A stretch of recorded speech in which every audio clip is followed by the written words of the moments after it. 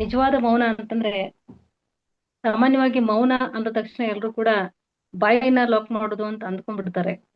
ಆದ್ರೆ ನಿಜವಾದ ಮೌನ ಅಂದ್ರೆ ಮನಸ್ಸು ಮನಸ್ಸಿನ ಮೌನನೇ ನಿಜವಾದ ಮೌನ. ಮನಸ್ಸು ಯಾವಾಗ ಶೂನ್ಯ ಆಗುತ್ತೋ ಅದೇ ನಿಜವಾದ ಮೌನ ಅನ್ನೋದು ನನ್ನ ಅನುಭವ. ಆದ್ರೆ ಮನಸ್ಸು ಸಂಪೂರ್ಣ ಶೂನ್ಯವಾದಾಗ ಮೌನ, ಬಾಯಿಯಲ್ಲಿಯ ಮೌನ ಮುಖ್ಯ ಅಲ್ಲ, ಹೌದು. ಮನಸ್ಸಿನ ಮೌನ ಅಂತ. ಸಂತೋಷ ಮೇಡಮ್. ಇನ್ನೊಂದು, ಈ ಮೌನ ಮತ್ತು ಏಕಾಂತದ ನಡುವೆ ಏನ್ ವ್ಯತ್ಯಾಸ ಇದೆ? ಮೌನ ಮತ್ತೆ ಏಕಾಂತದ ನಡುವೆ ಬಹಳ ದೊಡ್ಡ ವ್ಯತ್ಯಾಸ ಏನಿಲ್ಲ ಮೇಡಮ್. ಆ ಕೂದಲೆಳೆಯಷ್ಟೇ ವ್ಯತ್ಯಾಸ ಇದೆ.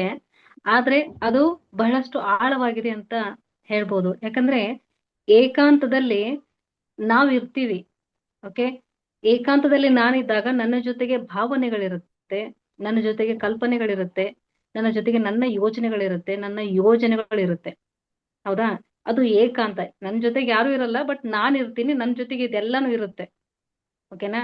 ಆದ್ರೆ ಮೌನ ಅಂತ ಬಂದಾಗ ಅಲ್ಲಿ ಏನು ಇರಲ್ಲ ಮೇಡಮ್. ಈಗ ನಾವು ಜೀರೋ ಸ್ಟೇಟಿಗೆ ಹೋಗಿರ್ತೀವಿ. ಮನಸ್ಸು ನೋಡಿ, ಮನಸ್ಸಿನಿಂದಾನೇ ಇಷ್ಟೆಲ್ಲ ಹುಟ್ಕೊಳ್ಳೋದು. ಭಾವನೆ, ಕಲ್ಪನೆ, ಯೋಚನೆ ಇದೆಲ್ಲಾನು ಹುಟ್ಕೊಳ್ಳುತ್ತೆ ಅಲ್ವಾ? ಸೊ ಏಕಾಂತದಲ್ಲಿ ಇದ್ದಾಗ, ಏಕಾಂತವಾಸದಲ್ಲಿ ಅದೆಲ್ಲಾನು ಇರುತ್ತೆ.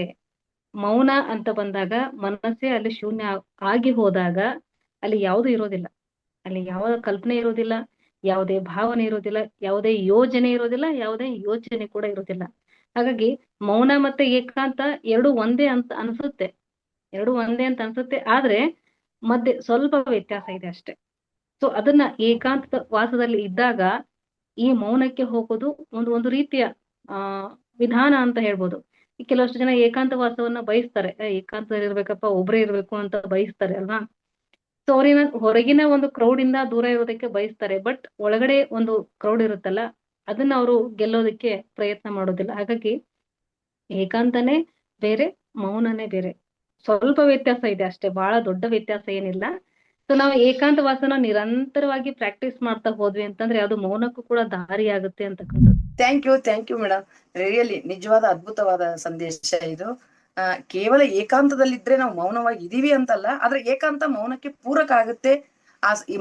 ಮೌನದ ಸಾಧನೆಗೆ ಏಕಾಂತ ಒಂದು ಸಹಕಾರ ಆಗುತ್ತೆ ಅನ್ನೋದು ತುಂಬಾ ಅದ್ಭುತವಾದ ಆನ್ಸರ್ ಮೇಡಮ್. ನಿಜವೇ, ಒಳಗಿನ ಯಾವಾಗ ಏಕಾಂತದಲ್ಲಿದ್ದು ಮೌನ ಸಾಧನೆ ಆದ್ಮೇಲೆ ಗದ್ದಲದಲ್ಲಿಯೂ ನಾವು ಸಂತೆಯಲ್ಲಿಯೂ ಕೂಡ ಸಂತರಾಗಿ ಮೌನದಲ್ಲಿ ಇರಬಹುದು ಆ ಎಲ್ಲ ಇವುಗಳ ಮಧ್ಯೆ ಅಂತ ತುಂಬಾ ಚೆನ್ನಾಗಿ ಹೇಳಿದ್ರೆ.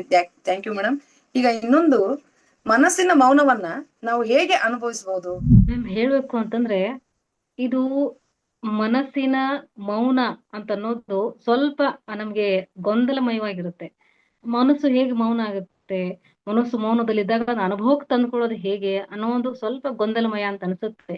ಆದ್ರೆ ನಿಜಕ್ಕೂ ಹೇಳ್ಬೇಕಂದ್ರೆ ಮೌನ ಅಭ್ಯಾಸದ ಮೊದಲ ದಿನದಿಂದ ಮನಸ್ಸು ತನ್ನ ಚಂಚಲ ಸ್ವಭಾವವನ್ನ ನಿಲ್ಲಿಸೋದಕ್ಕೆ ಪ್ರಯತ್ನ ಮಾಡುತ್ತೆ.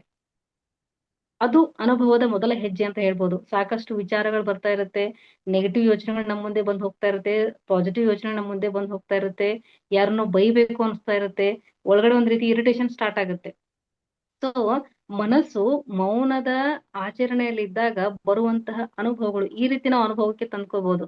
ಕೆಲವು ಸಾರಿ ಏನ್ ಅನ್ಸುತ್ತೆ ಅಂತಂದ್ರೆ ಸಾಕು ನಿಲ್ಲಿಸ್ ಬಿಡೋಣ ಅಂತ ಅನ್ಸುತ್ತೆ. ಯಾಕೆ ಮನಸ್ಸಿಗೆ ಶೂನ್ಯ ಆಗೋದು ಇಷ್ಟ ಇಲ್ಲ. ಆದ್ರೆ ಮನಸ್ಸು ಪರಿವರ್ತನೆ ಆಗ್ತಾ ಇರುತ್ತೆ, ಮೌನಕ್ಕೆ ಶೂನ್ಯ ಆಗ್ತಾ ಇರುತ್ತೆ, ಅಂದ್ರೆ ಶರಣಾಗ್ತಾ ಇರುತ್ತೆ.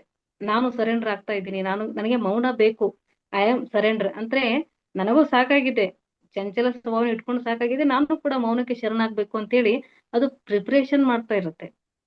ಯಾಕಂದ್ರೆ ನಾವು ಅದಕ್ಕೆ ಫುಡ್ ಕೊಟ್ಟಿರ್ತೀವಿ. ಆ ಯೋಚನೆ, ಈ ಯೋಚನೆ, ಆ ವ್ಯಕ್ತಿಯನ್ನ ಭೇಟಿಯಾಗೋದು, ಈ ವ್ಯಕ್ತಿಯನ್ನ ಭೇಟಿಯಾಗೋದು, ಸಾಕಷ್ಟು ಮುಖವಾಡನ ಧರಿಸೋದು, ಎಷ್ಟೆಲ್ಲ ಆಕ್ಟ್ ಮಾಡಿದಾಗ ಸಾಕಷ್ಟು ಸಂಗ್ರಹ ಆಗಿರುತ್ತಲ್ವಾ? ಸೊ ಅದೆಲ್ಲವನ್ನ ಮನಸ್ಸು ಕಳಿಸ್ತಾ ಇರುತ್ತೆ, ಒಂದೊಂದಾಗಿ ಒಂದೊಂದಾಗಿ ಮುಖವಾಡಗಳು ಕಳಿಸ್ತಾ ಇರುತ್ತೆ. ಸೊ ಮನಸ್ಸು ಮೌನದ ಅನುಭವವನ್ನ ಪಡ್ಕೊಳ್ತಾ ಇರುತ್ತೆ. ಆ ಮೌನದ ಅನುಭವ ಮೊದಲಿಗೆ ಏನ್ ಅನ್ಸುತ್ತೆ, ಇರಿಟೇಷನ್ ಅಂತ ಅನ್ಸುತ್ತೆ. ಅದನ್ನ ಸಾಧಕ ಹೇಗೆ ನೋಡ್ಬೇಕು ಅಂತಂದ್ರೆ ಮೌನದಿಂದಲೇ ಅದನ್ನ ನೋಡ್ತಾ ಇರ್ಬೇಕು ಅಂತಕ್ಕಂಥದ್ದು. ಮನಸ್ಸು ಕೂಡ ಮೌನದ ಅನುಭವವನ್ನ ಖಂಡಿತವಾಗಿ ಪಡ್ಕೊಳ್ಳುತ್ತೆ. ಇನ್ನೊಂದ್ ಕಡೆ ಹೇಳ್ಬೇಕು ಅಂತಂದ್ರೆ ಈ ಮನಸ್ಸಿನ ಚಂಚಲ ಸ್ವಭಾವವನ್ನ ನಿಲ್ಲಿಸೋದಕ್ಕೇನೆ ನಾವು ಮೌನ ಅಭ್ಯಾಸ ಮಾಡ್ಬೇಕು ಅಂತಕ್ಕಂಥದ್ದು. ಸೊ ಹೀಗೆ ನಾವು ಅನುಭವಕ್ಕೆ ತಂದ್ಕೋಬಹುದು ಮೇಡಮ್. ಸುಮಾರು ಜನ ಹೇಳ್ತಾರೆ ಮೌನ ಇರಿ ಅಂತ ಹೇಳ್ತೀರಿ, ಬಟ್ ನಮ್ಗೆ ಆಗ್ತಾ ಇಲ್ಲ. ಆಗ್ತಾನಿಲ್ಲ, ನೆನಪೇ ಆಗ್ತಾ ಇಲ್ಲ, ನಾನು ಮೌನ ಇದ್ದೀನಿ ಅಂತ ನಂಗೆ ನೆನಪಾಗ್ತಾ ಇಲ್ಲ, ಮರ್ತು ಹೋಗ್ಬಿಡ್ತೀನಿ ಅಂತ ಹೇಳ್ತಾರೆ. ಸೊ ಇದು ಕೂಡ ಅನುಭವ ಆಗುತ್ತೆ ಅನ್ನೋದು ನನ್ನ ಭಾವ ಮೇಡಮ್. ಹೀಗೆ ಎಸ್ ನಾನು ಮೇಡಮ್, ಅನುಭವಿಸಿರ್ಬಹುದು. Thank you. Really wonderful, perfect answer madam, thank you. ಯಾಕೆಂದ್ರೆ ಮನಸ್ಸನ್ನ ಅದು ಎಷ್ಟು ನಿಜವಾದ ದರ್ಶನ ಆಗುತ್ತೆ ನಮಗೆ ನಮ್ಮ ಮನಸ್ಸಿನ ಒಯ್ದಾಟಗಳು, ಪರಿಸ್ಥಿತಿಗಳು ಮೌನದಲ್ಲಿ ದರ್ಶನ ಆಗುತ್ತೆ. ಬಹಳ ಅದ್ಭುತವಾಗಿ, ಯಾಕಂದ್ರೆ ಅನುಭವದ ಮಾತಂದ್ರೆ ಇದೆ. ನೀವು ಸ್ವತಃ ಮೌನ ಮಾಡಿರೋದ್ರಿಂದ ಪರ್ಫೆಕ್ಟ್ ಆಗಿನೇ ಆ ಕುರಿತಾಗಿ ಹೇಳ್ತಾ ಇದ್ದೀರಿ ಮೇಡಮ್. ಧನ್ಯವಾದಗಳು.